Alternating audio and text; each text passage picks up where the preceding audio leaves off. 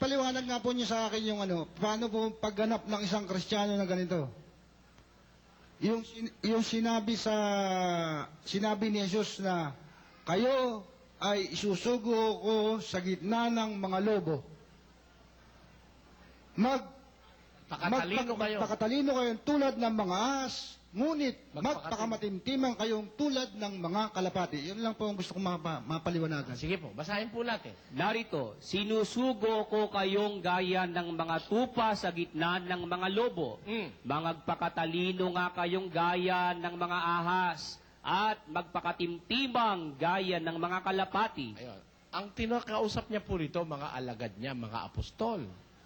Sinusugo ko kayong gaya ng mga kordero o tupa sa gitna ng mga lobo. Sino po yung mga lobo? Pakinggan niyo kung sino yung mga lobo. 7:15 ng Mateo. Mag-ingat kayo sa mga bulaang propeta na nagsisilapit sa inyo na may damit tupa. Tatapat sa loob ay mga lobong maninila. Yun pala yung mga bulaang propeta, yung mga mangangaral na impostor, yung nagpapakunwaring sa Diyos. Nung panahon ni Kristo, marami na hong ganong mangangaral, yung mga eskribas at mga pariseo. Kaya sabi ni Kristo sa mga apostol, sinusugo kayo sa gitna ng mga lobo. Nung mga peke, sila ang tulay yung mga mangangaral ni Kristo Sinusugo sila sa gitna ng mga lobo, mga peking mangangaral, mga bulaan. Kung bulaan yung makakahalubilo nila, sabi ni Jesus, magpakatalino kayo gaya ng mga ahas at magpakatimtimang kayo gaya ng mga kalapate. Ayon.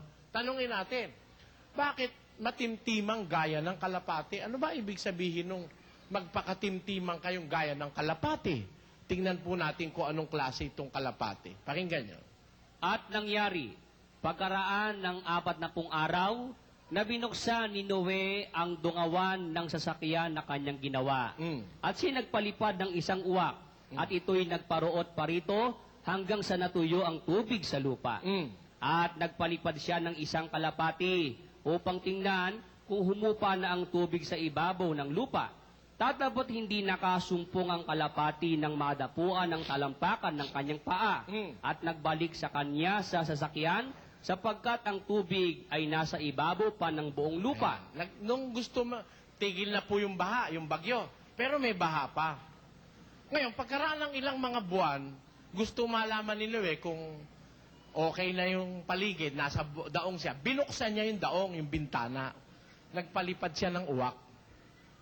Nako, yung uwak, di na nagbalik. Hanggang matuyo ng tubig, di nagbalik. Nung palibarin niya yung kalapate, bumalik nung hapon. Kasi ang kalapate, hindi pa humuhupa ang tubig sa lupa. Hindi na bumalik ang kalapate.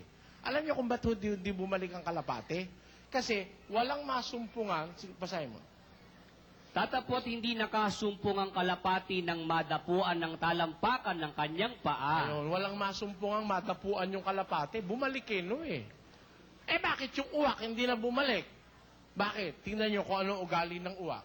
Saan man naroon ng bangkay, ay doon magkakatipon ang mga uwak. Yung palang mga uwak, mahilig sa mga patay, sa mga bangkay. Kaya kahit nag-uuud yan, gusto ng uwak yun. Maraming mga naglutang-lutang na mga elepante, tao, mga kalabaw, baka. Siyempre, di nalulod lahat yun. Di nakalutang yun, inuud yun. Kaya nung yung uwak ang paliparin, hindi na bumalik, maligayang-maligaya siya. Ang daing niyang madadapuan, sawan-sawa siya ng kalalamo ng patay. Yun kasi paboritong menu ng uwak yung mga patay. Ang kalapate, ayaw niya ng marumi. Hindi siya kumakain ng karne. Hindi po carnivorous itong kalapati, omnivore ito Ayaw niya ng marumi. Yung paa niya, hindi niya idinadapo sa marumi. Kung ang madadapuan niya lang mga naglutang-lutang na patay na nabubulok, bumalik siya kay Noe. Ganun ho ang kalapati. Ang kanyang pagiging matimtiman, ayaw niyang humipo sa marumi. Ngayon, nang sabihin ni Jesus, sinusugo ko kayo, magpakatimtimang kayong gaya ng kalapati, kasi yung mga lobo na yon, marurumi yon, mga pastor na manluloko yon, at maraming marurumi sa bundong ito. Ayaw ni Kristo na ang mga kanyang alagad mahawahan ng dumi. Kaya sabi niya, magpakatimtiman kayo gaya ng kalapate. Huwag kang hihipo sa marumi. Pakinggan nyo, sa 6. Kaya nga, magsialis kayo sa kanila at magsihiwalay kayo, sabi ng Panginoon. Oh. At huwag kayong magsihipo ng mga bagay na marumi. Ayun, ayaw ng Diyos na humipo ang tao na kanyang lingkod ng bagay na marumi. Parang kalapate, ayaw ng marumi. Yun ho ang pagiging matimtiman ng kalapate. Eh, yun yung parte ng ahas naman. Papunta ho tayo ron. Hindi ko ho makakalimutan yun.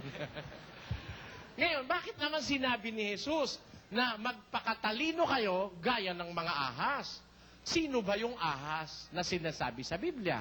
Pakinggan nyo sa 12:9. At inihagis ang malaking dragon, ang matandang ahas, ang tinatawag na Diablo at Satanas. Yung ahas pala, si Satanas. Ngayon, ito si Satanas, nagkaanak na ito, kaya dumami na mga ahas eh. Oh, ang tawag ni Kristo doon, lahi na ng mga ulupong. Pakinggan nyo, basahin natin. Kayong mga ahas, Oh. kayong mga lahi ng mga ulupong. Oh, tanyo, mga ulupong na yun, nag-anak na si Satanas. Ang naging anak niya, yung mga taon sinungaling. Mga anak ng demonyo yon. Ang tawag ni Kristo ron, mga ulupong at mga ahas, lahi ng ulupong. Sabi ni Kristo sa mga apostol, pag sinugo ko na kayo sa gitna ng mga tarantadong mga lobo, magpakatalino kayo gaya ng mga ahas. Alam nyo kasi matatalino yung mga ahas eh. Yung mga mangangaral ng demonyo, matatalino yan. Pakinggan nyo sa 16 ng Lucas. Sapagkat ang mga anak ng sanglibutang ito Ay? sa kanilang sariling lahi ay matatalino kaysa mga anak ng ilaw. Oh, dito sa sanlibutan, yung mga anak ng demonyo, matatalino yan kaysa sa anak ng ilaw. Pagka pasikot-sikot sa sanlibutan, matalino sila sa dayaan, sa biglaan. Kaya pag bumili ka ng 1 kilo, bawas ng 2 guhit, hindi mo nakakalata eh.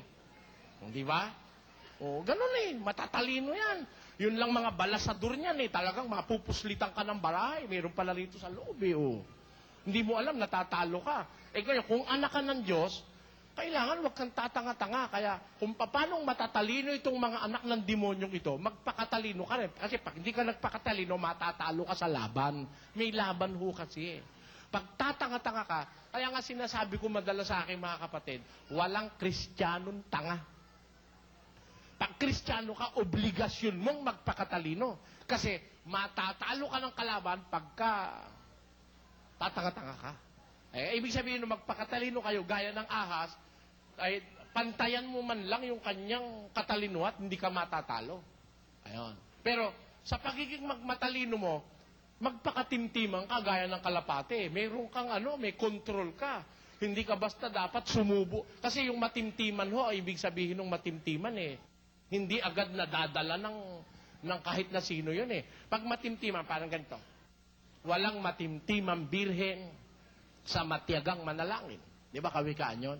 Ibig sabihin, yung matimtimang birhen, kung hindi mo titiyagaing manalangin, hindi mo makukuha yun. Yung babaeng matimtiman na birhen, ligawan mo na 1 oras, makukuha mo na, hindi pa. Dalawahin mong oras. Hindi. Minsan nga, 2 taon na, ayaw pa sumagot dahil matimtiman Pero pag tiniyaga mo ng tiniyaga siya, bumibigay din yung matimtimang birhen. Di ba? Ano ibig ko sabihin? Ang ibig sabihin ng matimtiman, hindi agad nahahawa o nadadala. Pagka tayo matimtiman, nasa gitna na tayo ng masasama, hindi ka agad maihahawa ng masama. Ganun ang kahulugan ng pagkamatimtiman. Maraming salamat po, Brother Salamat Eddie. din po. Mabuhay po kayo.